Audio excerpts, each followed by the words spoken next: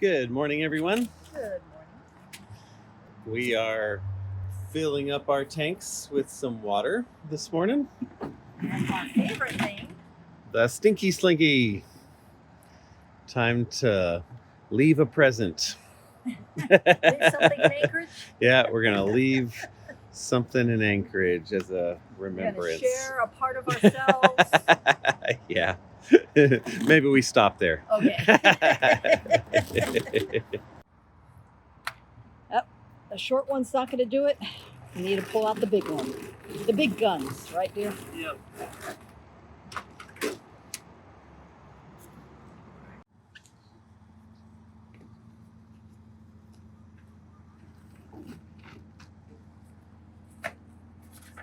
So you all ready?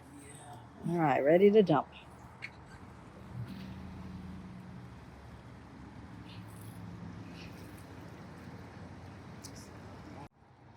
Are you unplugging now too? Yep. Might as well, right?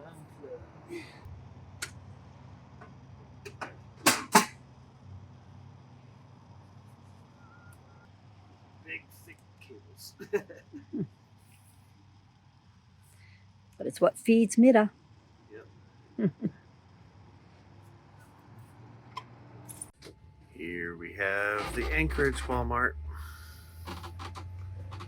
We're gonna find a place to park for a little bit and wait for a package to be notifying us that it's been delivered over at the UPS pickup store from Amazon, and might do some shopping, but got these kind of days in between the super fun days. Got to do some little in between things. All right, we're heading north out of Anchorage, Going towards Denali. heading towards the interior. Denali, Fairbanks, and all those places. Yep. Let's see what we see, right? We'll see what we see. We got our packages, we got groceries, Yep, got gas. ready to go. We're ready to go.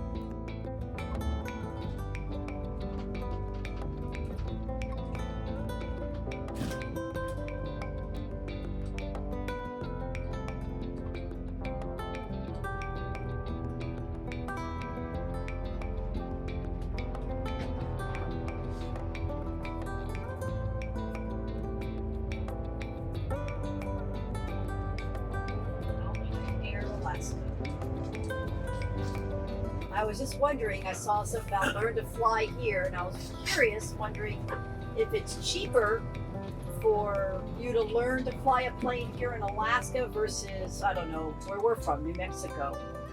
Because since everybody, like, what is it, 1 out of every 3 people can fly a plane? So I wonder if it's like having a driver's license, like a car, like maybe it's easy. Yeah, maybe.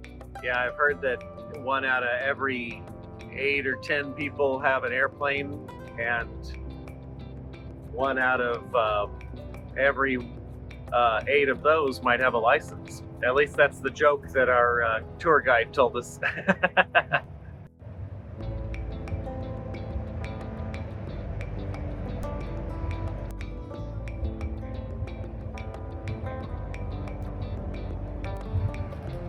So far north of Anchorage is a divided highway heading towards Denali. I'm assuming that'll change at some point, but we'll see. Decent roads so far, though.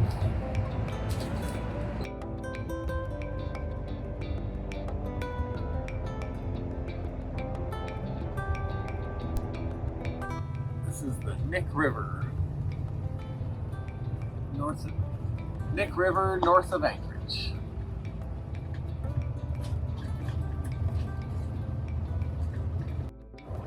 So this must be the direction of the Matanuska glacier, because the river, we just crossed the Matanuska River, and up that direction must be where the river originates, which is at the glacier. So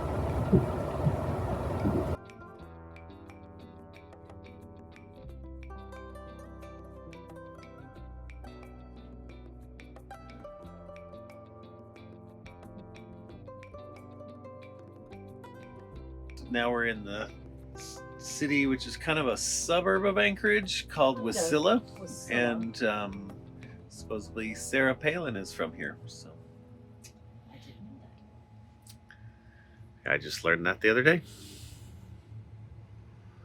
They have a Target. The float plane.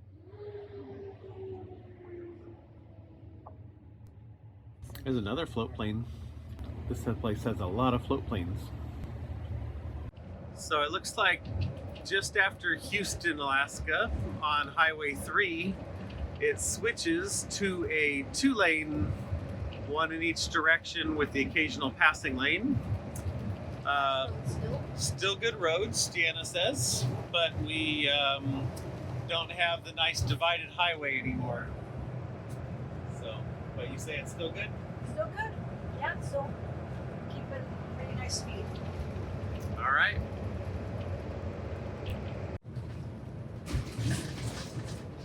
Spoke too soon. The road was good for about 10 miles. Yeah, it might pick up again. For some reason, This spot's got some good bumps. Spot section here is not too good. Kind of some chewed up sections. We've had worse. We've had worse. As I'm saying, it's not too bad. And maybe it looks like it's just this corner. It looks like it cleans up. At least we're hoping. Crossing our fingers.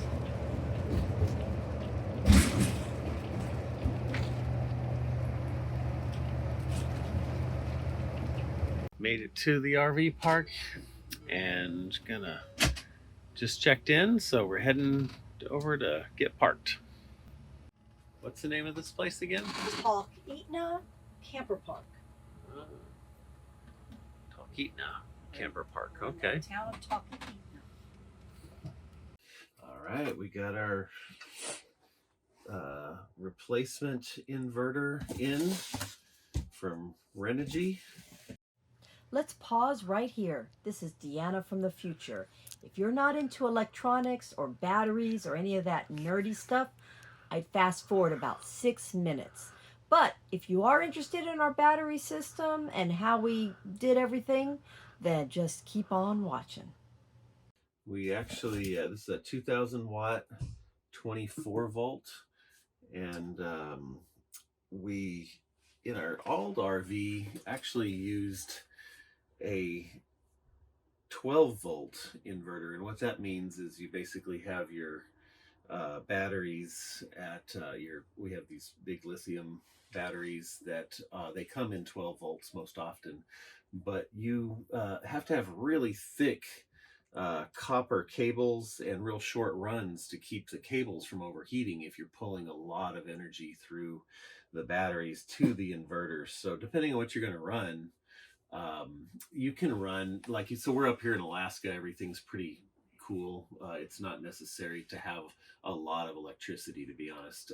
Probably the biggest electric pull would be running a microwave for a few minutes, and that doesn't really heat up the wires that big of a deal. So you could probably do a 12 volt system pretty easily if that's your own thing.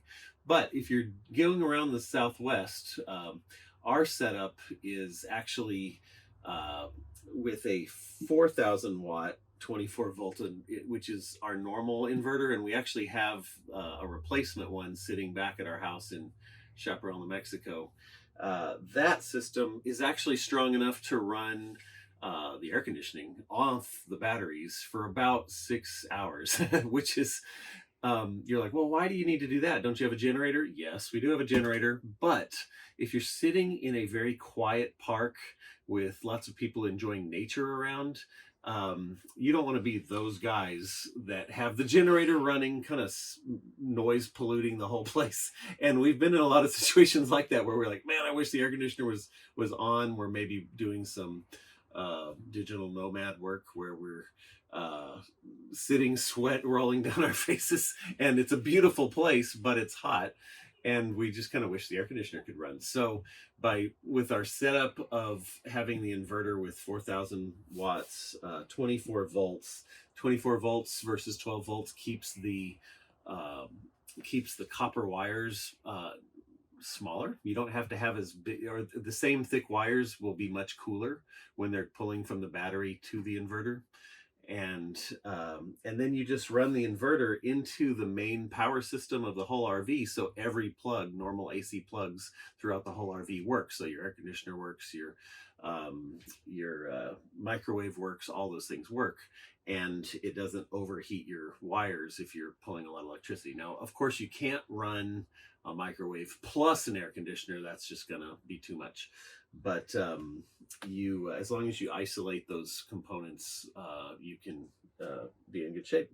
So why did we order a 2,000 watt replacement if I just said that 4,000 watt is what covers it? Well, first of all, this is heavy, but a 4,000 watt one is really heavy.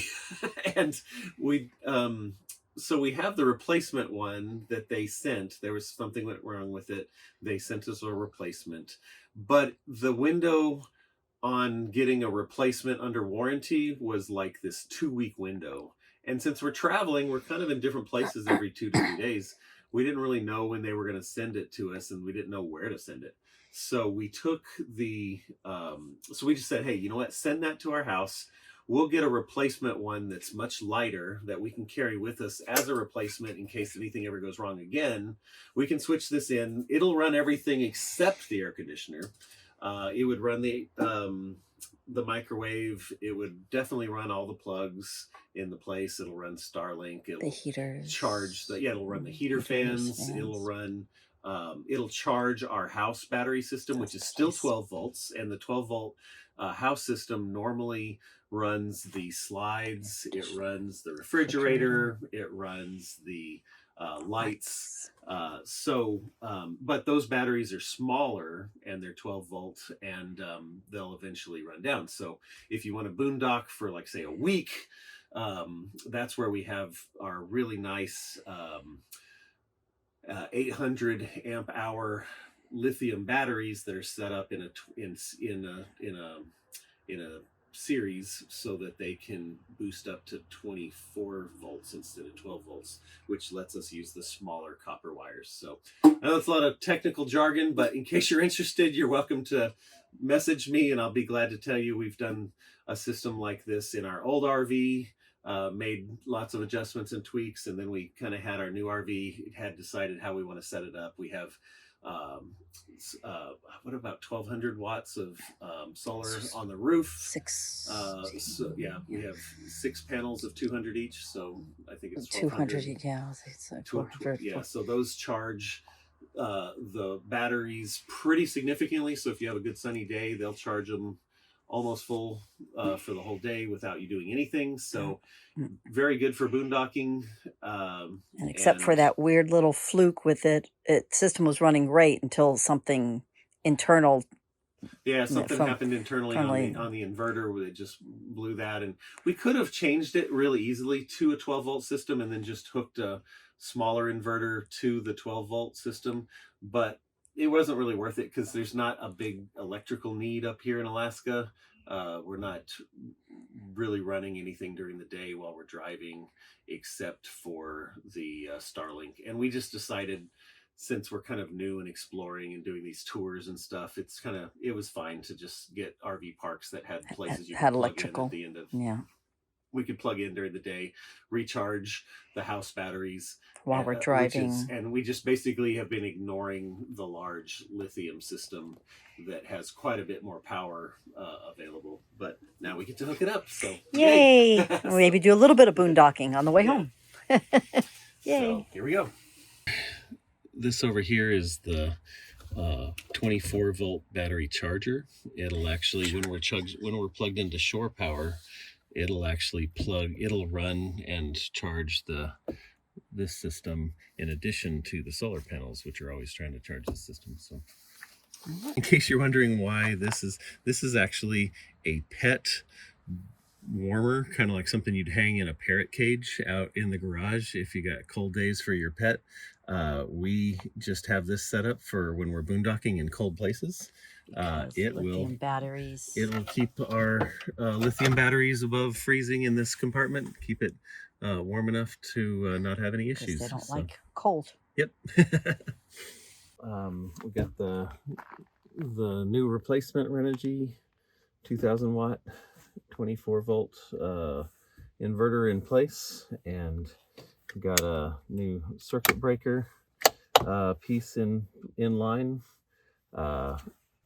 Looks like it's everything's working good. So kick it on, and it pulls from our 24 volt battery pack here, which has got 800 amp hours of service at 12 volts. If you reduce that by half for 24 volts, so it'd be 400 amp hours at 24 volts, which is quite a bit of power. And it feeds through this Renogy inverter into this smart switch. This smart switch is actually picks either the inverter or it picks our generator. So whichever one is generating power, it'll feed that into the house system, so we can run the microwave and all the outlets on the inside, all the AC, the Starlink, everything, and not have to use the house system, which is on the other side. That's a 12 volt system, and this system is also fed by the solar panels. So I think I'm pretty happy with it. When we get the 4,000 watt one, I will switch it back in, but it's pretty much just switch these couple spots, drop it right here, and you can fit either one in here. So I think I'm pretty happy with the fix, and we're ready to go boondocking. All right. Good job, dear. I'm happy. Well, I think we're gonna call it a night. Thanks for journeying with us today. Kind of more of a chores day, getting electrical systems going, a little bit of travel, but looking forward to some fun, more activities as we head into the central parts of Alaska, Denali National Park. And And should be there tomorrow night. seems like it'll be fun. So good night, everyone. Good night.